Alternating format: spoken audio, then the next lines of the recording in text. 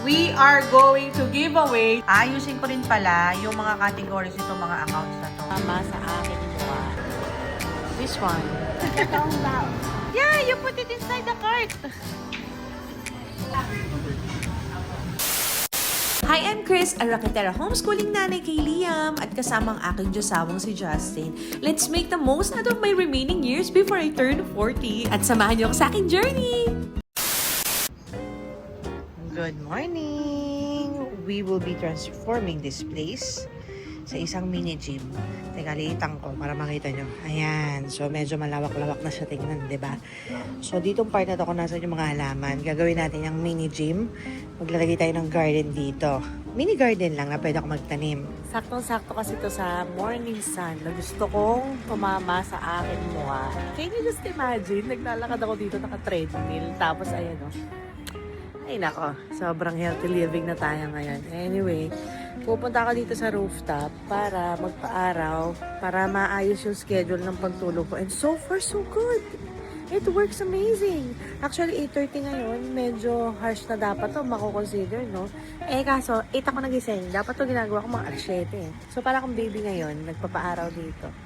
At dahil medyo malaki-laki yung kailangan natin para dun sa ating rooftop mini gym, I'll just buy what I need sa mga stores na kailangan kong puntahan today. Like for example, si Watson's. Ang kailangan ko lang dito yung buy one take one nila na body soap. Wala na akong kailangan biling iba pang products.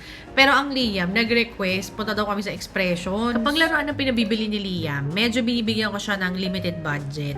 Pero kapag mga learning materials, kagaya ng Philippine flag, o di naman kaya mga books, ay kahit gano'n pa karami yung gusto niya, yun, bibili natin yun. Kasi ang laruan, napapalitan. Pero ang natututunan at imahinasyon ng mga bata, habang buhay niya na yan dala. Kaya practical tayo mga mamshi ko. Dapat intentional tayo. Dapat mindful spending. At pagdating din sa pag-grocery shopping, ganun din ang ina-apply ko na mga rules para sa amin, dito sa aming pamilya. Just buy what you actually need. Not everything is on sale. Siyempre, nagtatry din ako kapag may gusto kong masubukan na bagong ingredient, pero hindi laging yung mga binibili ko, ay, try natin, ay, subukan natin to. Kasi baka mabulok lang yan dun sa aming pantry, no? Tsaka, we're working on a very limited grocery budget lang. Eh, yung mga staples lang talaga yung madalas kong binibili. Kayo, ano mga staples ninyo pagdating sa grocery shopping? Si Liam, kapag kasama ko, minsan di mo talaga mapigilan pag may bata, magtuturo talaga, no? So, galing dun sa baon niya, pinapipili ko siya kung anong gusto niyang bilhin na snacks. Pero pinapaalala ko sa kanya, you just get what you can afford. Hindi pwede yung ako yung magdadagdag kasi gusto mo yung mas malaking packaging kasi mas mahal yun. And here's a very controversial take. Alam nyo ba na mas nakakatipid ako sa pagkain kapag bumibili ako sa karinderya? Kung kayo ay magawi sa Malabon, try niyo yung pagkain ng Kim's Kitchenette. Ang sarap! Tapos malaki din yung serving nila, in fairness sa kanila. Kasi nga naman, di ba, work from home din ako. Oh my gosh, kahit na stay at home nanay ako at nandito lang ako lahat sa bahay nagtatrabaho. Ang hirap na magluto ka ng umaga, tanghali, gabi. Kaya may mga times talaga na nagkakarinderya kami. Tapos ang ginagawa ko na lang dyan, kung ano yung mabili ko dito, kunyari, halimbawa, makabili ako ng sabaw ng sinigang, yung mismong sinigang, dadagdagan ko na lang ng gulay. So marami akong mga frozen veggies sa ref. Alam niyo ba, binigyan ako ni BDO ng bag. Ang cute! Kasi nung isang araw, nagpunta ako sa kanila. Inayos ko kasi yung mga, mga tawag dito. Yung mga, ayan, ang dami natin libreta, no? Ayan, ang dami ko pong inayos na mga kaperahan doon. Kasi, ngayon 2026, friend, we are going to give away. Charis, hindi, joke lang. Kumuha lang ako ng 100,000 kasi magbabayad tayo ng mga bills, eh, no? May mga kailangan akong bayaran. Nag-withdraw ako ng 1,000. 1,000? Nag-withdraw ako ng 100,000. Ganyan siya kakapal. Kaya yung nakikita nyo sa palabas talaga yon. Hindi dun sa sa news na yung kinukurakot nila, mali-malita, no? Talagang isang buong kwarto, puro bundles ng tigi 1,000. Sobrang dami nun. Diba? Anyway, hindi ko naman ito fine-flex. Ito ay ang mga huling salapi. Kasi pambabayad ko ito ng mga bayarin. Okay, simulan natin sa aming opisina. Ang aming opisina at ang aming bahay ay iisa. So, ang rent namin na binabayaran ngayon ay 10,000 pesos. Oo. Pagkatapos, syempre may sasakyan tayo. Parking fee. Magkano parking fee natin? 2,000 pesos. Tapos ano pa? Meron din tayo, syempre kailangan natin ng electricity. para gumana yung ating opisina, yung ating bahay, no? Yan ay 8,000 pesos halos. Dalawa kasi itong units na meron ako. Kung nasaan ako nagsushoot ngayon, ito yung office ko. Yung taas nito na unit, yun ay ang aming apartment, aming bahay. Oo. Tapos, pagdating dyan sa tubig, nasa 250 pesos lang. Oo, ang ginagastos namin. Pero, ay my gosh, internet namin, alam nyo kung magkano? 4,500-ish. Oo, dalawa kasi yung connection namin para pag nawalan ng internet connection yung nasa taas, meron kaming backup dito sa baba. So, dalawang magkaibang provider yan. PLDT tsaka Converge yan. Ngayon, maliban dito, syempre, paano gagana ang negosyo kung wala tayong mga empleyado? So, number 1 na empleyado doon ay ako. Pinapasahod ko yung sarili ko ng 15,000 pesos. Tapos, si Daddy Justin nyo, pare-pareho lang kami ng sahod. 15,000 pesos. O, yan, yung mga sahod namin. I don't know if may ganito rin sa inyo, pero this is how I do it. Pinapasahod ko yung sarili ko, and then the rest, I invest back to my business, which is my life. Okay? O, ngayon, ang tawag dito, syempre, minsan may mga bagay na kailangan ng extra hand pa. Doon na pumapasok yung others. Yung mga others, yan yung mga kapwa ko rakitera na minsan, uy, rakit ka naman sa akin, sama ka sa akin. O, ayan. So, budget ko dyan, roughly around 15K a month. Ngayon, ito yung minimum. Pero ako, minsan, ano ba yun, masisira pa yung favorite ko kasi itong ano na to, yung spam na ballpen na to. Ito lagi itong may sahod. Ito lagi silang may sahod. Minsan, ako walang sahod. Basta makover ko lang sila, makover ko yung ibang business expense, okay na ako. Anyway, going back, ito ang minimum namin. Kapag medyo galante ang aming mga nagiging kliyente, pwede pa yan tumaas. Kasi ako hindi naman ako madamot. Hindi ako madaya sa mga taong katrabaho ko. Kung hindi ko man kayo mabayaran ng sobra-sobra or hindi ko man kayo mabayaran ng sapat na sapat, hindi ko naman kayo aalilain sa number of hours. Kasi minsan yung number of hours na nagtatrabaho kami, nag-range lang siya ng 3 to 12 hours. 3 to 12 hours. Hindi fix. Basta matapos namin yung mga kailangan namin matapos today. If that will take us an hour, okay na yun. Bayad na kayo dun. Ganun siya. Wait lang, nakalimutan ko. Balik nga tayo dito sa kotse. Meron tayong gas nga pala. Gas is 7,500. Tapos toll. Toll is 2,000. Hindi kami lumalabas kung hindi kailangan, ha? Pero kung mabubuang na kami dahil we work from home, no? Sometimes mabubuang kami dito. Tara, labas tayo saglit. Yun. Doon lang kami nakakagamit itong mga resources na ito. Pagdating sa pinaka-importante, sa food, ang ating budget dyan ay tumataginting na 30,000 pesos. Oo. Meron tayong 5,000 pang Divisoria veggies ko. Pang dibi ko yan. Another 5,000 pang karinderya. Alam nyo, sobrang laki na natitipid ko kasi nagkakarinderya kami. Minsan bibili ako dito ng sinigang, halagang 100. Pang ano na namin yun, pang isa or minsan 2 kain na. Dadamihan ko ng gulay na nabili ko sa Divisoria. Ganun na siya. I save time, I save money. Tapos, syempre, meron din tayong kasi nga we work from home, no? May budget tayo na pang dine out. Minsan din kapag kailangan mo makipag-meeting sa mga kliyente. Ayun, magkakagastusan din yan. Okay. Itong part na to. 10,000 for groceries. Marami akong groceries dito. Hindi lang ako palalo to. Kaya minsan, hindi ko nagagamit tong funds na to.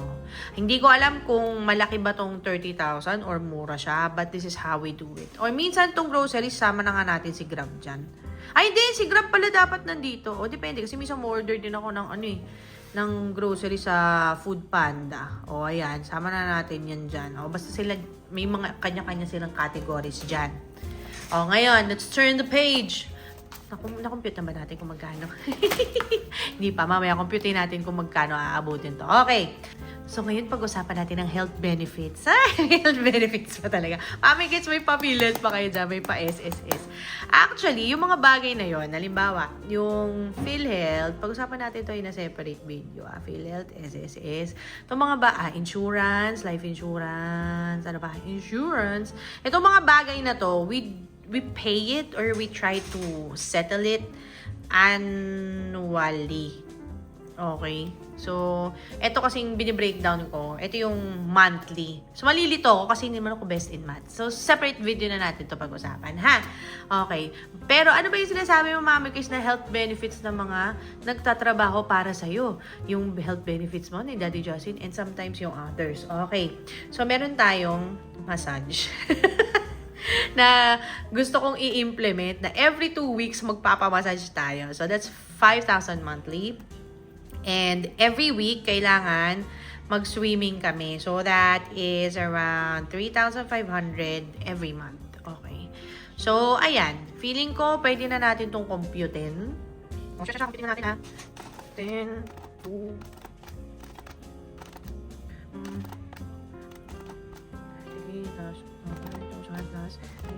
Oh, okay. We are currently at 108,250 pesos. Nakalimutan ko, may anak nga pala ako. Saglit lang. Ano yung pinagkakagastosan ko kay Liam? Okay. Pagdating sa kanyang homeschooling setup, it's also something na tuition fee niya, no? So, pag-homeschool namin, annually rin namin yan binabayaran. Pero si Liam, meron siyang baon na 1,500 every month. So, that's 50 pesos every day. So, every day meron siyang 50 pesos. O, napanood nyo na ba yung homeschooling vlog namin kung paano namin tinuturo yung kay Liam? O, panoorin nyo na. After nito pala. Ano po ba yung pinagkakabalahan ko kay Liam? Meron siyang piano lessons. Nasa 3,200 yun. Tapos, hiwalay pa pala yung swimming niya. Yung swimming classes niya, yun yung parang pinaka-PE niya sa akin. O, kasi ako in church. O, sige, dagdagan natin, ha. Ito, para sa amin pala itong mag-asawa. Ito, para kay Liam. Teka lang, nagkamali ata ako. Baka magpalit kasi kami ng swimming coach kasi 800 ang isang swimming lesson sa Ace Water Spa. Meron kaming nakita na nasa 500 lang. Oo. So, kasama na lahat yun. Yun na lang computing ko, yung 500. Kasi matatapos naman na ito. Nabayaran ko na yung, yung class niya. Inuubos na lang namin. Nabayaran ko na yung last year. So, kung magre-renew ako sa ibang, ibang coach, magkano yun? So, kung 500 times 4, 2,000 pala. O, plus 500. Pang swimming niya. Equals 2K. Ayan, pang swimming ni Liam. So, ito ang expenses ng Liam Pot. 1,500 sa baon niya. Plus, teka lang. Piano, no? Piano to, no? Tapos swimming. Plus 3, 2. Plus 2,000. 6,700. 6,700! Okay, dagdag natin dun sa kanina na running bill natin. 108, 250. Hoy, 114, 950, nahiya pa siya. Okay. Tama ba ako? Yun lang yun. Oh, 114, 950. Ang sinusubi ko kasi, tama ba yung Tagalog ko? Ang tinatabi ko talaga for monthly expenses, 125. Ito talaga yung quota ko sa sarili ko. Pag napuno ko tong 125, ibig sabihin, covered na lahat. Okay? Kung may sobra, kunyari, kumita ako ng, let's say, 250,000. Okay? Yung sobra doon, yun, tsaka pa lang siya mapupunta sa savings, sa investment, yun, another separate video yun. Tanungin nyo nga ako. Or i-correct nyo ako. Hindi ko alam, basta ganito ko siya i-compute. Tinitingnan ko yung bin-breakdown natin ngayon lang. So, 114,950. May ma-minus ko siya dun sa 125. Yung kasi talaga yung nilaan ko eh. Oo. So, let's just say, meron na lang tayong nasa, for mga unplanned expenses, 10,050 pesos. Yun na lang yun. Pang unplanned expenses. Para masarado natin siya ng 125. Grabe, yung 125. So, kung hindi ako magtatrabaho ng 3 buwan, kasi first quarter of the year, di ko alam kung nakakita nyo yung yung isa sa mga trying again videos ko. Sinabi ko doon na, for the first quarter ng 2026, hindi ko ipaprioritize ang work. Having said that, we are gonna be living off of our emergency fund. Thank you, Lord. Salamat po for your blessings. Tsaka salamat past self kasi nag-ipon ako ng emergency fund. So, we are gonna be living off of our emergency fund for the next 3 months. hopefully may dumating na mga magbabayad sa akin. Kasi minsan yung mga kliyente ko, ganun, inaabot ng 30 business days, 60, 90, 120 business days. Tapos na yung trabaho ko, no? Tsaka pa lang nila ako ba? Ganun talaga. Ewan ko bakit ganun yung sistema dito sa Pilipinas. Pero anyway, ayusin ko rin pala yung mga categories nitong mga accounts na to. So may mga accounts dito na pang travel namin, may accounts dito na pang sahod ko, pang sahod ni Daddy Justin, pang expenses namin, pang bills sa bahay. Merong isa dito, importante na dapat pala, ang ginawa ko, nakahiwalay yung account na pangkukunan ng pambayad ng tax namin. Oo. Kasi medyo napilay ako, nagulat ako. Akala ko may extra something pa ako na pera. Tapos yung pala, gagamitin pambayad ng tax. Sakit sa loob. Disclaimer lang ha, hindi talaga ako expert pagdating sa finances. Marami rin ako mga financial decisions. Bigas. Ilang kilong bigas to lang? Kagaya nga na lagi kong kwento sa inyo, noong 2025, ang dami kong talo, kasi ang dami kong mga bagay na nalugi ako, mali yung budget ko. So ngayon, 2026, inaaral ko ulit ano yung mga bagay na nagwo-work at magwo-work na pwedeng pangmatagalan. Siguro talaga nga, yung aking risk profile ay very conservative. Mas gusto ko ma-preserve yung capital ko over high returns. Oo, gusto ko yung tolerance ko kasi sa pagkatalo, mababa talaga. Oo. Diba? One time nga na lumakas loob namin, nag-forex kami. Girl! Sunog! 200,000! So, never again. Ang hirap nung ganun. Ayoko na. Nakita ko tong recipe na to sa Facebook. Okay? Basically, gagawin natin, bibili tayo ng rotisserie chicken. Shoutout Baliwag! Baliwag, if you wanna work with me, let me know. Pinachop na ni Daddy. Okay. So, hihimayin natin aring mga aray. Labas ko muna ha. Sa lalagyan mo. Medyo namulat pa siya, friend. Well, importante kasi yung lalagyan nito. Sana merong tira-tirang juices. Ay, konti lang ang juices. Ako lang ba? O ba't ang mahal ng buong manok? Nasa 500 na, nagulat ako. Sabi ko, hala, magbubuti-rooks na lang tayo next time. O, paano mag-work natin si Baliwag? Di ako namamahalan ako. Yan lang yung mantika. So sad. Dapat maraming mantika. Sip-sip tayo ng konti kay Baliwag. Pero honestly speaking, masarap kasi talaga yung manok nila. Kaya I splurge kapag So, bagong nakita nyo sahod. to? Ito po ay hihimayin natin para maging easy to eat, easy to prepare itong ating rotisserie chicken. At since nasa topic na tayo ng luto-lutuan, may naisip pala akong series. Yung nanay kong galing magluto nun. Liam, kuha mo nga ako ng yung upuan ni Daddy. Oops. I-immortalize natin sa pamamagitan ng mga vlogs ang mga recipes ng nanay ko para maging family heirloom, ganon. Kasi feeling ko it's time.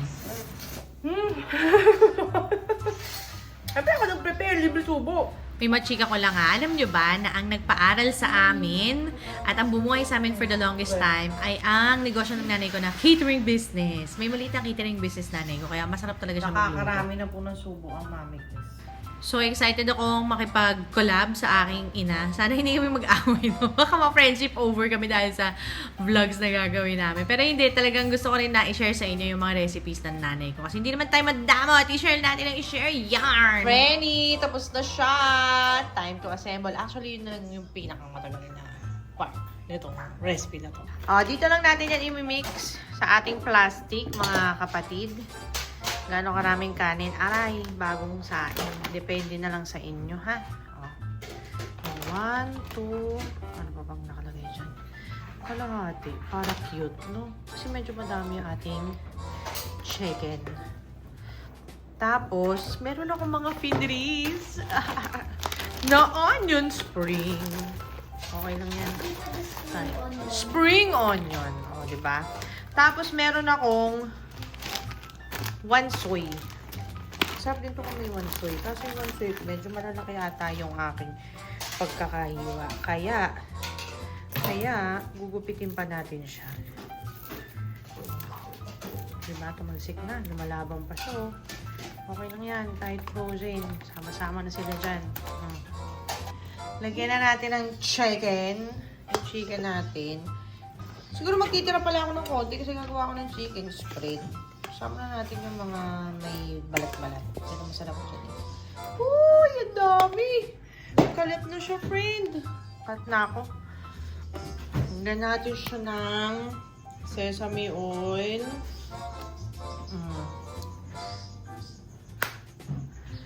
Tapos, tuyo. Equal parts. Tapos, optional, ginger. Sarap tong ginger natin. Lagi nyo nakikita sa IG stories ko to eh. Diba? Yum! Tapos, haluin na natin yan, mga friend ko. So, tapos, imikis-mikis na natin. Hindi nyo makita, kulay green kasi yung lalagyan eh. Uy, ang bango lab!